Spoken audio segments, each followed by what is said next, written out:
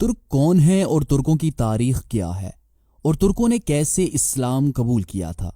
ترک قوم کی تاریخ ہمیں 6 صدی عیسوی میں ملتی ہے، جہاں پر ہمیں دیکھنے کو ملتا ہے کہ یہ ایک خانہ بدوش قوم تھی جو مشرقی ایشیا اور وسط ایشیا میں رہتی تھی اور وقتاً فوقتاً یورپ کی آبادیوں پر حملہ آور ہو کر انہیں تباہ و برباد کر دیا کرتی تھی۔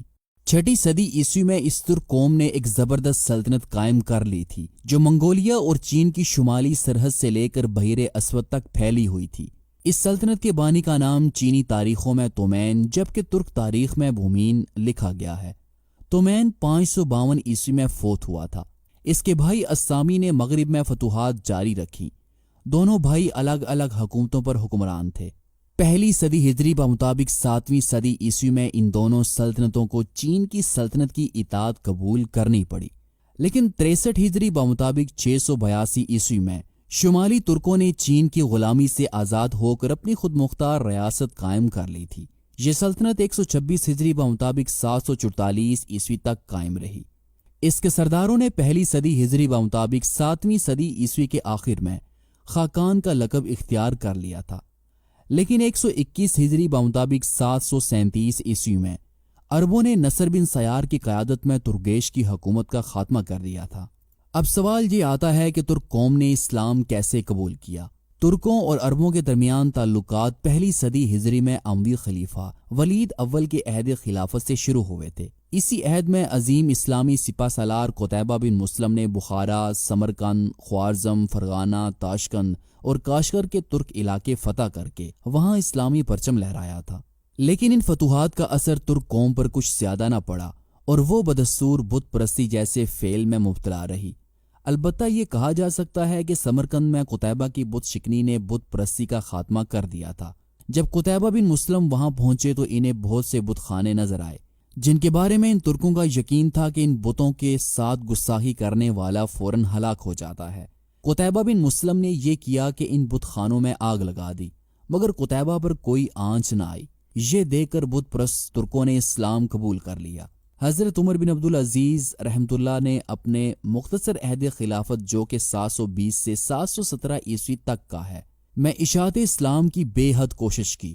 اس سلسلے میں انہوں نے ماوراء نہر کے ترک بادشاہوں کو بھی اسلام کی دعوت دی اور ان میں سے بعض اسلام بھی لے آئے۔ پھر عبداللہ کو دعوت اسلام کے لیے انہوں نے ماوراء نہر بھیجا اور وہاں کے بعض قبیلے مسلمان ہو گئے۔ اس کے بعد خلیفہ ہشام کے عہد خلافت 726 سے 743 عیسوی کے درمیان ابو سیدہ کی تبلیغ سے ماوراء نہر کے لوگ کثرت کے ساتھ اسلام میں داخل ہوئے۔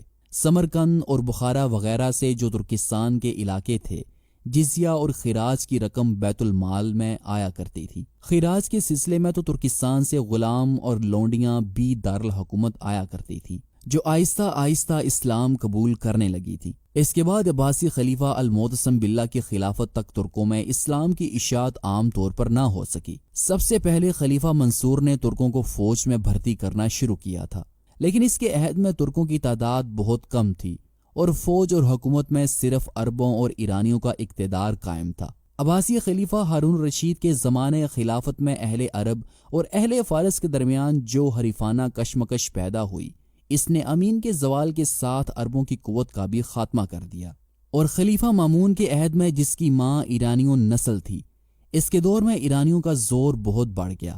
اس کے بعد جب معتصم خلیفہ بنا تو اس نے ایرانیوں کے اقتدار سے خائف ہو کر ترکوں سے مدد حاصل کرنی چاہی، اور چونکہ اس کی ماں ترک تھی اس لیے ترکوں کی جانب اس کا میلان زیادہ تھا۔ چنانچہ اس نے ہزاروں ترک غلام خرید کر انہیں اسلامی تعلیم اور فوجی تربیت دی، اور اب فوج میں ترکوں کی تعداد اور قوت تیزی کے ساتھ بڑھنے لگی۔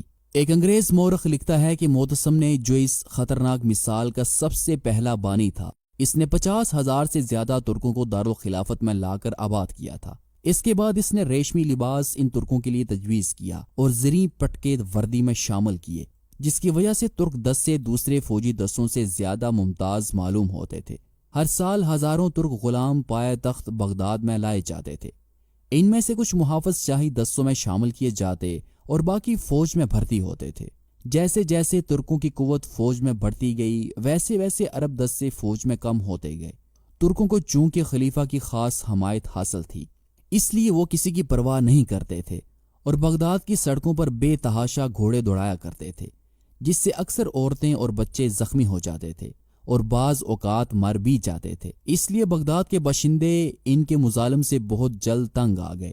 جب خلیفہ معتصم کے پاس ان کی شکایات کثرت کے ساتھ پہنچنے لگیں تو انہوں نے فیصلہ کیا کہ ترکوں کے لیے بغداد سے باہر ایک چھاونی بنائی جانی چاہیے۔ اس کام کے لیے انہوں نے سامرا کا مقام پسند کیا، جو بغداد سے تقریباً 60 میل کے فاصلے پر واقع تھا۔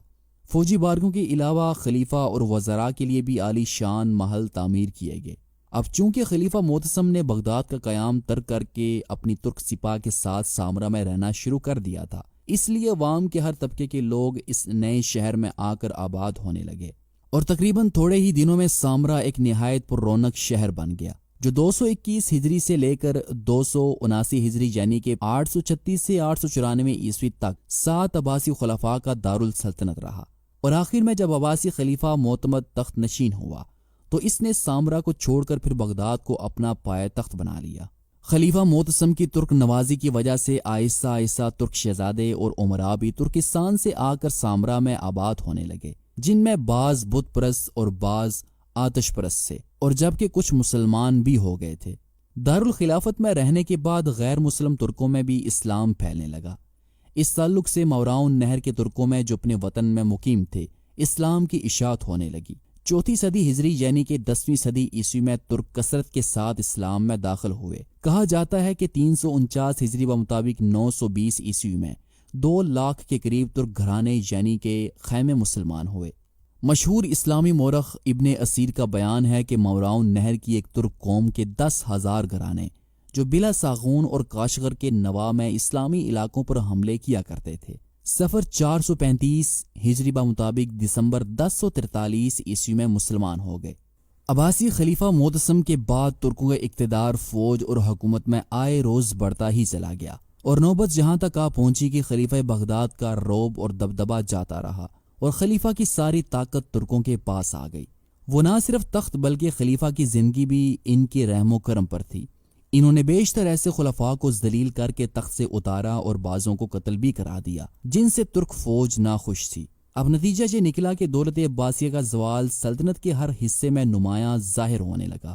مختلف صوبوں کے گورنروں نے پائے تخت سے آزاد ہو کر اپنی اپنی خود مختار حکومتیں قائم کر لیں، جیسا کہ ایرانی گورنروں نے خراسان میں طاہریہ، فارس میں صفاریہ، ماوراء نہر میں سامانیہ، آذربائیجان میں ساجیہ اور جزان میں زیاریہ کی جداگانہ حکومتیں قائم ہو گئیں۔